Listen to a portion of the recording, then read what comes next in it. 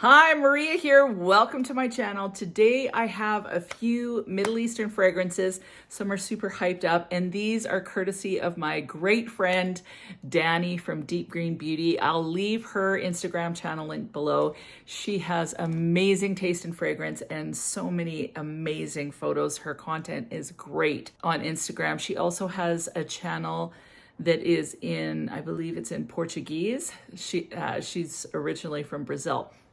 So she has two channels. I'll leave them linked down below. And I can't wait to share with you these Middle Eastern fragrances. Some are hits, some are misses. But before I get started, if you haven't subscribed, just go ahead and hit that button.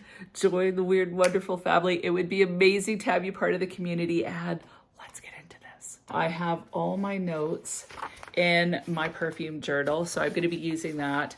And just so you know, these are available on Amazon. They're a guided perfume journal for those of you that don't know about it. They have room for the fragrance house, the fragrance name, the price, the notes, how you felt about the fragrance, different descriptor words, and then every page is also numbered with a table of contents. So you can write your fragrances in here and use it as a reference so that they're easy to find. There's also room for wish list and glossary and all sorts of different things like that. So lots of you have been letting me know that you've purchased, that you're enjoying your journals, and some of you have written reviews on Amazon, which I really appreciate. If you're interested in leaving a review, I would really appreciate it. And let's talk about these fragrances. Definitely, I think Dani had different views of these fragrances, and we kind of discussed it ahead of time. So I'll kind of share with you what I think her thoughts were, whether she liked it and whether I did. But the first one I want to start with is Arita Extrait, and this is by French Avenue, which I believe is a sister company or one of the companies under the Maison Fragrance World umbrella. So anyway, this is the box, and this is the fragrance. Now, to be honest, I absolutely love this presentation. I love the fact that the inside is this beautiful pink. I love this bottle. So I love the kind of the shape. It's kind of weird, but it's still square. The blush pink with this gorgeous gold. There's pink on the cap. The cap is kind of plasticky, but it still, to me, looks so classy and just cool. The bottle's super heavy. So love that. It says French Avenue on here, and then the fragrance is called Arita Extrait. The longevity on this was, I would say, moderate. So it lasted about 4 or 5 hours. So certainly not Extrait performance in my opinion, but I really enjoy the juice in this one. The prominent note in this is definitely cherry, but it's not like a boozy cherry that you wear in the fall. This is more of a light, kind of airy, sweet cherry, slightly artificial, but not completely. So it gave me the same sort of vibe as La Petite Robe Noire by Guerlain. So kind of in that same genre. I didn't see that fragrance was mentioned in lineup with this, but that's the first fragrance I thought of. When I looked this up on one site, it actually said that it is supposed to be inspired by Tom Ford's Electric Cherry, which I guess makes sense because Electric Cherry is a little bit lighter, a little bit brighter, a little less boozy. So it kind of has that feel. The top notes are cherry and ginger. The heart is jasmine, and the base is amber, pink pepper, and musk. So to me, because it reminded me of La Petite Robe Noire, I instantly thought cherry and rose. So it gives me that kind of vibe. It's very happy, uplifting, slightly musky, very feminine, cheery, everyday fragrance. So to me, this could be a signature scent, especially if you love cherry. It's got a similar cherry note to Habibi as well. So that lighter, brighter, airier cherry that's not thick, boozy, and associated with fall. So this is definitely something you could wear year round, but it would really shine in spring and summer. Easy to wear, easy reach, and yeah, I really enjoy this one.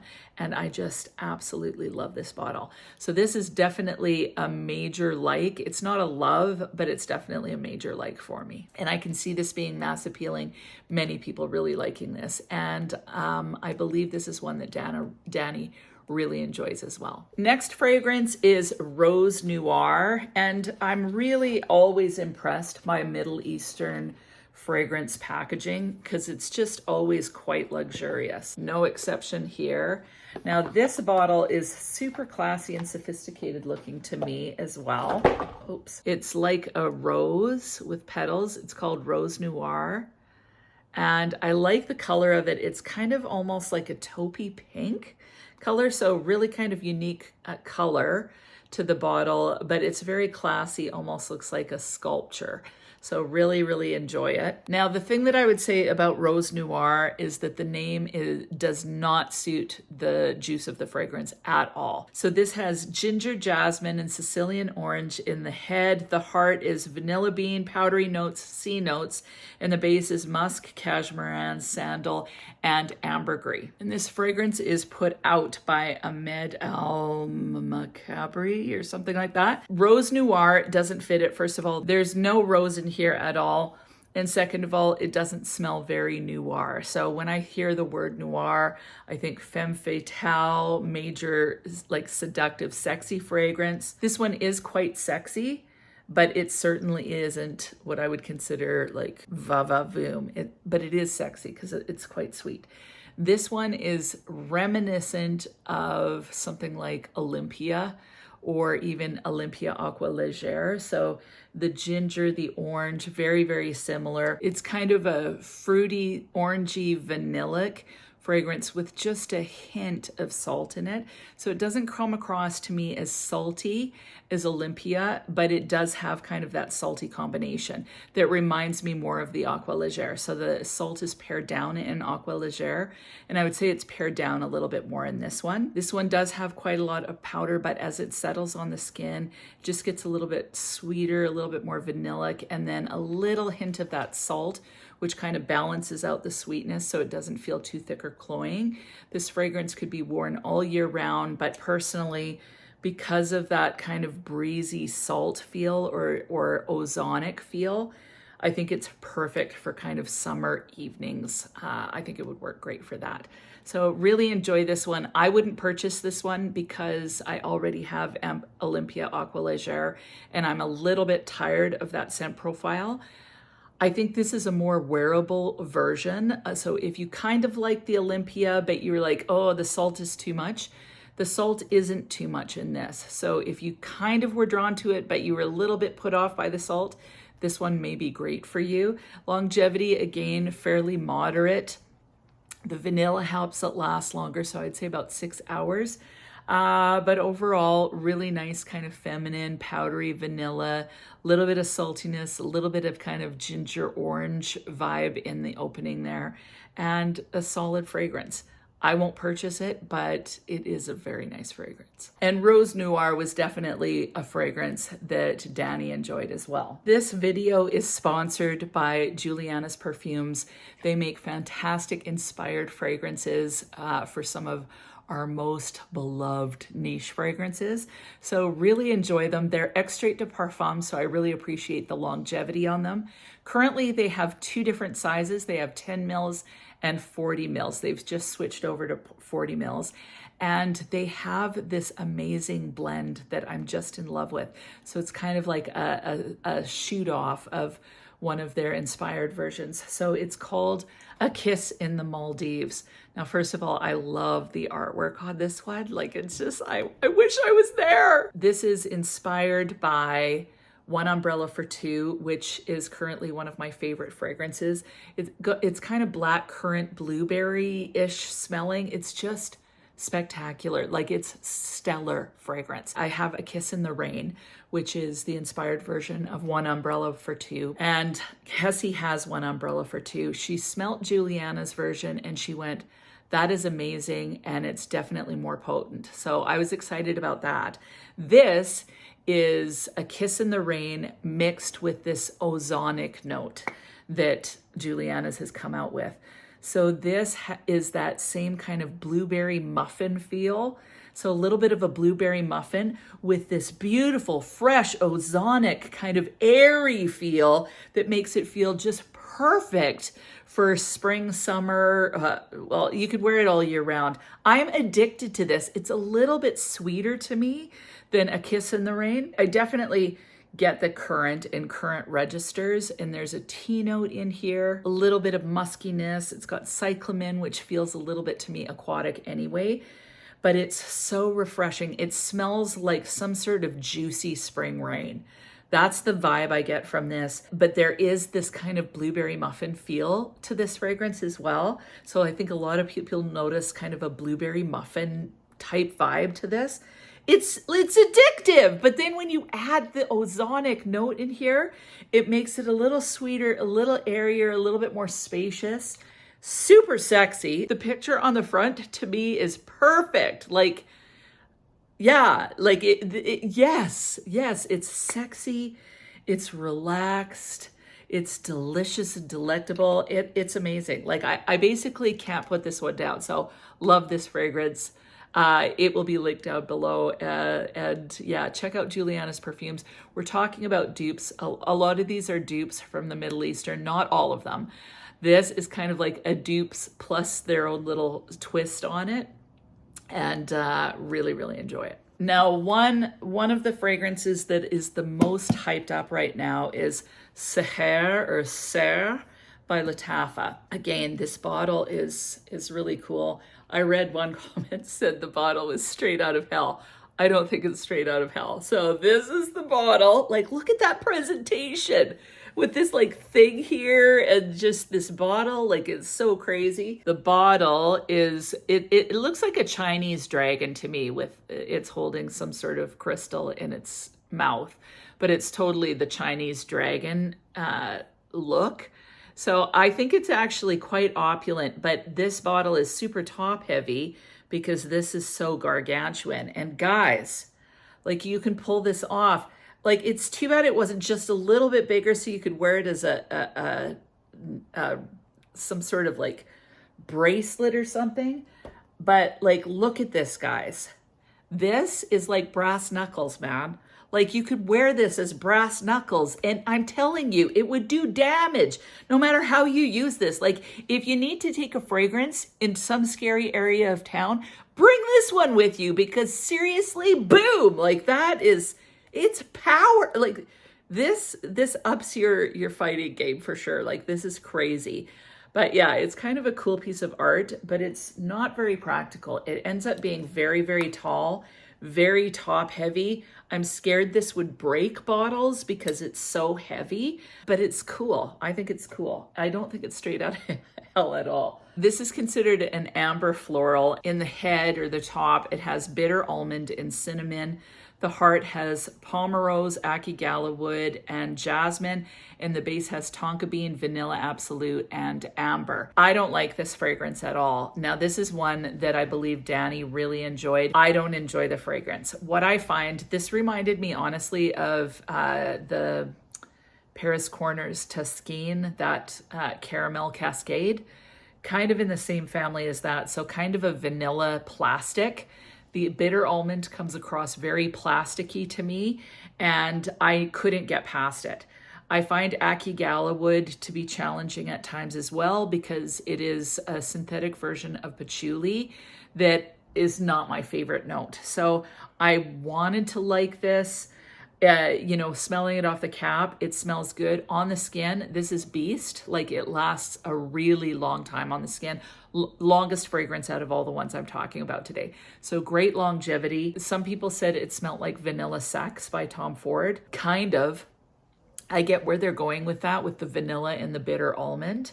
I don't like Vanilla Sex. In fact, just the name and the color of that bottle repulses me somehow. It smells like, okay, what I think of when I think of Vanilla Sex or something like this, and I'm not saying this is a dupe for Vanilla Sex, but that that almond that smells a little bit plastic. I just imagine kind of a taupey, creamy, synthetic, plasticky cat suit that some chick is wearing, and she's she's not only got it on her body, like if you had the plastic just go up to her neck, it would likely choke her out, but she's super mod.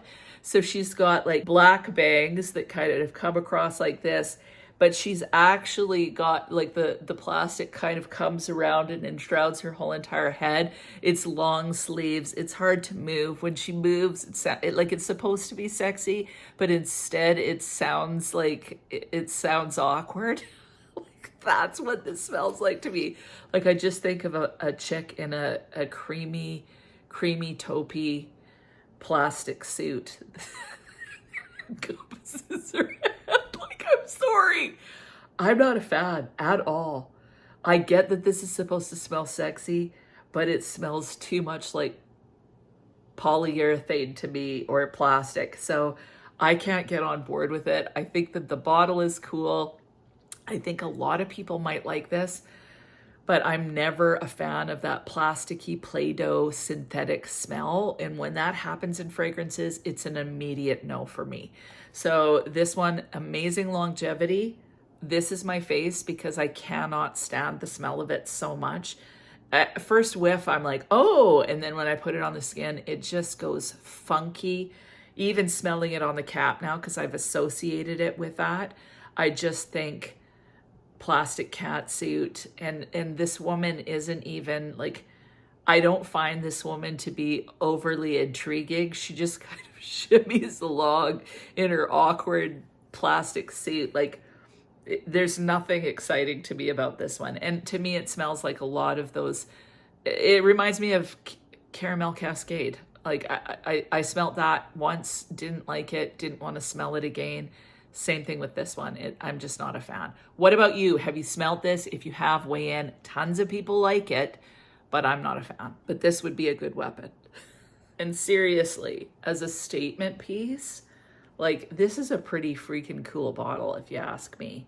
Like you've got to like Chinese dragons, but I've always found them fascinating. So I know some people aren't a fan, but I think that this is a neat bottle. But I don't like the scent. Now, out of all the Middle Eastern fragrances, this next one was definitely my absolute favorite. It's phenomenal. And it is again by French Avenue, and it is Tropical Kiss. The packaging on this, like it looks like a niche, something you'd get from a niche house. I don't know how they pull it off, and that's the bottle. I think that is such a gorgeous bottle. Like I just love it. It's got gemstones all along here, just beautiful. And this is an absolutely amazing mango fragrance. Definitely, this is inspired by Mango Kiss by Stefan Humbert Lucas. It gives you that feel. And what I am really enjoying, what I found with mango fragrances over the past little while, so Ajayeb would be in this category. Several of the like Lean by Lattafa, not quite the same, but they're taking mango, and instead of being it like a kind of Barbie doll, happy, really juvenile body splash type feel that's tropical, but you just think sweet, sweet, sweet, sweet. They're pairing it with a little bit of spice. They're making it a little bit more nuanced, and I'm just living for that rendition of mango. So this is no exception. It's so sexy. It's oody. It's grown up, grown woman, grown man. Just absolutely stellar. So the notes in this are mango, chamomile, and orange blossom in the head. The heart has coconut, ylang ylang, and orris. And the base has amber, vanilla, and benzoin. I find this to be completely intoxicating. The longevity isn't great, so I got about 4 or 5 hours out of it. Now again, as this macerates on all of these, as they macerate, a lot of times their longevity improves. But this is so beautiful. This doesn't indicate that there's any sort of an oud feel, but there's definitely a woody feel, a bit of a creamy feel, a little bit of a spicy vibe, even though none of the notes would indicate that. So coconut, ylang ylang, orris, they're all kind of soft, sweet, almost slightly powdery. I don't get that from this. what I get is like mango paired with something like ginger off the cuff. And it smells like somehow this blended drink with a little bit of woodiness or spiciness in there. I just think it's delicious. So love this. Jeulia Portrait is a little bit more masculine, whereas this one is full-on unisex to feminine leaning. So this is definitely, if you liked Jeulia but you found it too masculine with that woody component, this fragrance is going to give you that little bit of a more complex mango feel, not quite as sweet and girly, a little bit more sensual, a little bit more sophisticated, but without it leaning too masculine. So I just think that this is a gorgeous fragrance and one that's on my wish list for sure. Out of all of these, this is the one I'm for sure purchasing. I just love it. I may purchase Arita as well. I've got one more to share with you though. Now I saved the weirdest for last. This one is again by Ahmed Maghribi, I'm not sure, and it's called Marge. So the packaging is a little bit more just regular. It's still cool though, like all their packaging is neat. So when you pull this out, it comes in this very cool container that reminds me of Jean-Paul Gaultier fragrances. The bottle's a little bit weird. It kind of looks like some sort of cartoon character that's wearing a graduation cap or something. So just imagine it kind of floating through space or something. So it's a little bit different, a little bit spacey and weird, but I kind of like it. So the fragrance inside, I'm going to read you the notes first and then we'll talk about what it smells like. To me, these notes just sound amazing and there is a ton of them, so get ready. We have pink pepper, tangerine, bergamot, alemi resin, honey, nutmeg, and oud in the head. In the heart, we have cashmere, cinnamon, jasmine, orange blossom, patchouli, rose, saffron, and vetiver. And then the base has amber, ambergris, ambrette seed, ambroxan, leather musk, oak moss, oud, pear, raspberry, and saffron, sandalwood, and violet. That is a lot of notes, man. Now, the best that I can say is that this is very, very unique. It's bizarre. It's the weirdest smelling fragrance I think I've smelled. And I kind of like it, but not because it smells good. It smells primarily of a powdery oud. So you get this powdery oud with little prickles. If a cactus, the main part of a cactus was a powdery oud, and then all the little pricks are all the other notes, that's what this would be. So you mainly get this weird powdery oud, quite synthetic, and then every once in a while you get a little hint of raspberry, a little hint of violet, a little hint of sandalwood, a little hint of this, a little hint of that. It doesn't smell like all the notes. So especially with a base that has raspberry, saffron, pear, you're kind of expecting it to get a little bit more fruity, but it doesn't. It's like you can, like a little whisper, almost like a memory that you can't, you know, when you're kind of trying to think of someone's name and you can't figure it out and you're like, oh, it's just on the tip of my brain, just the tip of my brain, it's there. That's what this feels like. It feels like all those other notes are on the tip of your olfactory senses, but it never gets there and it just stays smelling like a powdery oud. This lasts really long. So Serre by Lattafa, really long. This one lasts really long too. So my least two favorites lasted the longest. So Beast Mode, but I just can't understand it. But I'm kind of fascinated by it at the same time. I wouldn't buy it.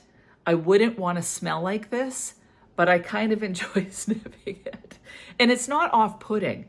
So it's just a weird fragrance. Like when I first smelt it, it smelled off-putting and I'm like, oh, like I didn't even want to try it on the skin. But then when I tried it on the skin, I kept on wanting to sniff it because I was curious about it, but I can't figure out what it is. And so this is a massive pass. Out of all of them, this one and Hair are total passes. What about you? Have you tried this? If you have, especially with the passes, weigh in and tell me what you think, because again, fragrance is so subjective and I may love something and you may hate it, and I may hate something and you may love it. So always weigh in if you've got different opinions, or if you agree, because it's just helpful for anyone that's considering to purchase. By far, Tropical Kiss was my favorite. So that is a must-have in my opinion. Second on the list would be Arita Extrait by French Avenue. I really enjoyed that cherry. I think it's an excellent alternative to something like a Tom Ford Electric Cherry or La Petite Robe Noir, kind of in the same category, light, airy, cherry, happy, flirty, feminine. So really enjoy that. The Tropical Kiss, a little bit more complex, a little bit more sexy. It's definitely grown up fragrance. Honestly, can be worn all year round in my opinion, although it does have that tropical vibe with the mango. The rest of the notes are kind of just blended in there, but you definitely get that mango, a little bit of a woody vibe, even though the notes don't show it. Seher, to me, that is just a vanilla plastic synthetic mess. I do not appreciate it. Rose Noir smells very similar to Paco Rabanne's Olympia or Olympia Intense. Very nice fragrance. I don't want to purchase it because I've got enough of that DNA. And then Marge, it's a definite no, but I really enjoy sniffing it, but I don't quite know why. It's like a train wreck and you just keep looking. There's something about it I like. And those kind of fragrances, first of all, I find them appealing because I don't understand it. And so it makes me want to keep smelling. I would feel self-conscious if I was wearing it because it smells weird. And I don't want to smell like that, but I enjoy sniffing it, but not enough to purchase it. So it's intriguing, but a little too weird like, I don't want to smell that weird. What about you? What have you tried that's new? Have you tried any of these? If you have, weigh in, let me know what you think.